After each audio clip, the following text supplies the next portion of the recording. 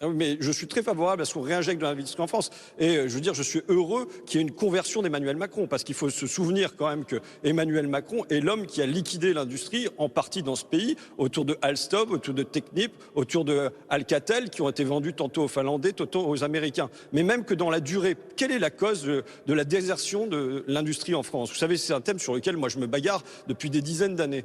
Pourquoi il y a cette perte d'industrie? Parce que les élites françaises, elles ont considéré que c'était du passé, que c'était dépassé, que ça polluait, qu'il valait mieux se tourner vers les services, la banque et l'assurance, voire garder un peu d'industrie, mais dans des secteurs type Airbus ou l'industrie de luxe. Et que tout le reste, on pouvait le liquider. Voilà quelle était la pensée des élites françaises, qui fait qu'on a accepté le dumping par les pays de l'Est de l'Europe ou par la Chine, et qu'il y ait une large délocalisation de ce côté-là. Alors que moi, pendant des années, on m'a répondu, mais non, vous en inquiétez pas, il n'y a pas de souci, il n'y a pas de problème de ce côté-là. Et on a accepté une autre délocalisation finalement, qui a été que les grands fleurons français ont été pris par des fonds de pension et des fonds d'investissement anglo-saxons.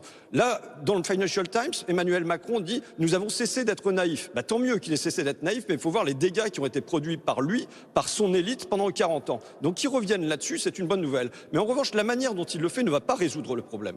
La manière dont il le fait, ça ne va pas résoudre, parce que qu'est-ce qu'il propose? Il propose d'être encore dans une forme de dumping, et c'est ce qu'il a répété ce soir à la télévision. Il a dit, voilà, nous avons baissé le coût du travail, c'est une bonne chose. Nous allons baisser les normes environnementales, c'est une bonne chose. Nous allons faire qu'il y ait moins d'impôts, c'est une bonne chose. Et il considère au fond que c'est par une forme de dumping qui produit une forme d'injustice. Emmanuel Macron voit aussi ce qui se passe à l'étranger, il voit ce qui se passe chez nos voisins. Il y a une bagarre, il y a une concurrence internationale, François Ruffin. Oui, mais on ne s'en sortira pas de cette manière-là.